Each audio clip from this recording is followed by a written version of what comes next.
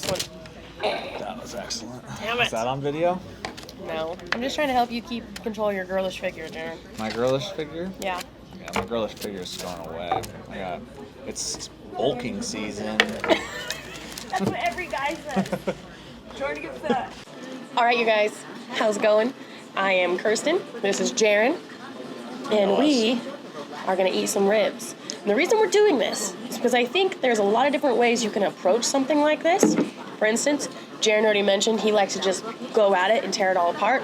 But for those of you that are like me and kind of want something that you know you're going to get dirty, but it's a little bit of a cleaner approach, I'm going to show you how to do that. Okay? So, first off, let's talk about the type of ribs that Big Daddy's BBQ uses. We do a St. Louis style pork spare rib. So, a lot of people already know you're going to have a little bit of a longer bone. But we also cook it something a little bit different. Our ribs are not going to be a fall off the bone situation. Before you're like, oh my gosh, don't. It's okay. The reason we do that is because it keeps the meat a little bit more intact. And with the type of ribs that we use, you're going to get more meat content and a little bit more fat content. And if you don't already know, fat is flavor. So we cook it that way to make sure that you guys get the most bang for your buck, and they're freaking delicious. Yep, I 100% agree. All right. On that. Ready to eat? Yeah, I don't know if you guys noticed this, but she gave me the smaller one. She wants to watch my girlish figure. Yeah. He complains so much about needing to watch his figure that I said, here you go.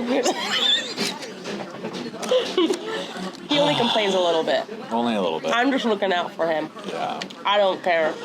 I'm going to eat. So I don't know why she gave me a knife, because that's not how I eat ribs. So you show him how you go for it. God put bones and ribs for a reason, so you can just rip To hold it all off. together. That is a good tactic. You can just kind of go for it. Now, let's say you don't have just aggressive tendencies, then you're going to... So you're going to take your knife, and you're going to follow along your bone lines. And you can kind of see here where the bone actually goes a little bit above the meat, so you can really tell where each bone is going. And I'm going to kind of cut this one here at the end because it's got a nice curve to it. But you just take your bone or your knife right in between the bones, and you're going to let the rib dictate where you go. There you go. Nice clean cut. Get in there. Oh my goodness. Damn. It's been a while since I've had a rib. Yeah, this good, at least. Now, you can see here when I'm eating it that the meat is tender enough that I could potentially, with a little bit of hand strength, pull the meat off. Like that. Or you just give it a good chomp. A little riblet. But this is why we describe it as it is a little bit more of a pull off the bone as opposed to a fall off the bone. If you're not someone that cooks ribs at home a lot and you only eat them out, if you're eating ribs that are just falling apart, they have been cooked and then they have been broiled. That is why they fall apart. They have cooked it to the point where the meat has separated itself from the bone to just fall off. They taste delicious, they're easy to eat, but they're cooked to like over well done, to put it in terms for people that don't do it themselves. For us, we give it a good smoke, you get that beautiful smoke ring, and then you get the apple and cherry wood in there that just kind of complements that pork. Delicious. Oh, so good. I'm a little hungover from last night because I had a little bit too much wine. This has been the hangover cure. I don't care if to want that in our video, but I prefaced it before I started. I told you. It is. Barbecue in general is a great hangover cure. Really a cure for anything. Sadness, hangover, happiness. You're just so happy that you gotta eat some ribs. It'll make yourself feel bad. This is the date night food. It depends on who, like how far into dating you are. You know, I think you asked us this about wings, and I'm of the opinion that if you want to show your true how you are, how you eat, go ahead and get some ribs. Look how clean that bone is right there. I'm gonna try Jared's style.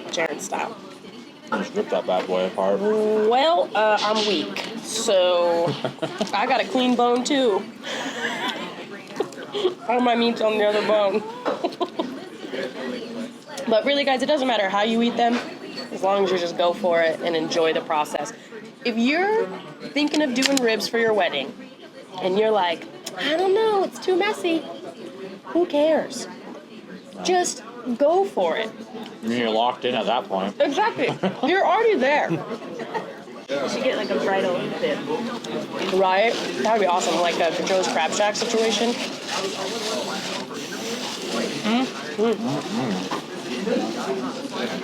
It's just killer, man. And we use a dry rub before we smoke them. So you get that intense flavor from the dry rub, the smoking process, and then you just top it off with some barbecue sauce. And I personally don't mind eating our meat without sauce, because really that's how you taste the meat. But this sweet barbecue is complementing it like nobody's business. Sharon, it's just the first date food. Once again, it's a depends on how much that girl likes you, I guess, or how much you really care. I would definitely eat some ribs on the first date. I mean, you really get to know a person when your fingers are covered in barbecue sauce and beard or your lips. Once again, a little flavor saver for later. Is it a finger licking situation? Oh, I mean, I might lick her fingers, but I will not lick my date's fingers. No. It's kind of like toes. I'm not going to go there, actually. Yeah, we're I'm just gonna leave gonna- that. we're gonna move past that part. You know, first dates, I've been on a few. It's been a minute. But I think we get so caught up in like this idea of just having to impress. Which, of course, we want to impress. We want people to like us. We want to go to good at first impression. But you know what? It'll be worth it after it's all said and done. There's something about just going in and being yourself. And if they still don't like it, you've lost nothing. A while ago, we asked you guys what you should not do with barbecue, and we had really good responses. So we looked over them, and we picked out our favorite ones. My favorite is, honestly, you should never wipe your mouth until the last bite. It's just a waste of time. And paper towels, as you can tell. I'm a heathen. I didn't even touch mine. Yep, because I am disgusting. Oh, that one was from Ty Bramble. There you go. I definitely like Mike Hada's reply about don't smell your hand after you come out of the bathroom at a party. What? And Mel? One time, Mike. It was one time. Oh, Nice. man. Yeah, you never want to go over to someone's house and take over the grill or smoker. Big no-no. Yeah, that's There you go. it's like kissing somebody's wife. I get to join in on this one? Heck yeah. Joseph has been like, I'm going to compare you to the dog. Joe's been like the dog, just like wandering around the table, waiting for one of us to throw him some scraps. So I saved him a bone. Zero shame. No shame at all. You gotta do what you gotta do to get that rib, you know? What's going on here? Those are things you shouldn't do at a barbecue. Greg Miklish said don't fart. I disagree, Greg. Let your freak flag fly You can't. and your smells. It's unhealthy to hold it in there. It's true. It's Don't not force good for it, you. don't hold it in. That's what I've been told. I mean, arrive naked. I think it just depends on what kind of party it is.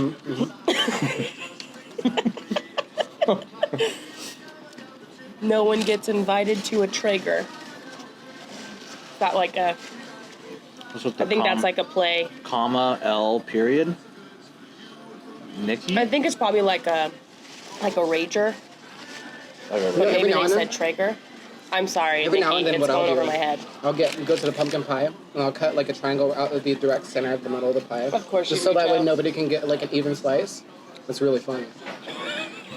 I feel like some people would disagree. I just want to No, throw there's it always out somebody there. who's like, who the heck did this? Exactly. And it's really fun. If they can actually grill, not sit on their fat behind and expect everything to be put in front of them, if they can't grill, get within 10 feet of the grill. So basically, she's saying, if you're gonna cook, You better then you put in better your part. cook. Put in If you your part. can't, don't go anywhere near it. I feel Nobody you. likes a backseat driver. That's true. Too many No cooks one in the likes a kitchen, you know? backseat griller. Keep your paws. What's a Ow. good pun? Exit Joseph. Damn it, I can't think of one. This one said toot. Toot. She should have. What's up? Do you guys have some, like, a lot of flatulence at your parties? No. What's going on? They also really like these laughing emojis. Don't supervise the chef. I think that is very clear. However, the chef can get very lonely sometimes, so feel free to have a conversation without giving them any tips about what you would do better. Just ask them about their day. How they doing? Pamela said, "Don't ask for a doggy bag." For me, That's a compliment. I'm going to ask for a doggy bag if the food's good enough. I'm going to take. I'm gonna bring my own doggy bags if I know the food's I bring gonna be Tupperware. I have Tupperware just in the back of my car all times, just in case. good. That's a compliment. And a bro. Actually, before the meal is even served to anybody else, I usually go up and get my own portions for taking home. Do you really? You guys don't mind if I just get this? I'm gonna get that. Lauren Klug. Don't drink someone else's beer without asking. True. We are post-pandemic people. Yeah. You shouldn't be doing that shit anyways. Yeah. like licking the fingers. It's so funny because I don't think we ever used to think about those things. Like I'm watching Grey's Anatomy right now for the second time, and there's an episode where everyone is just like, the entire ER is filled with people coughing and sneezing, and like, as someone who, I don't care what you think about mask mandates, whatever, but as someone that used to be like, oh, whatever, it's fine, just to see how like okay they are being in that person's space, it's just funny.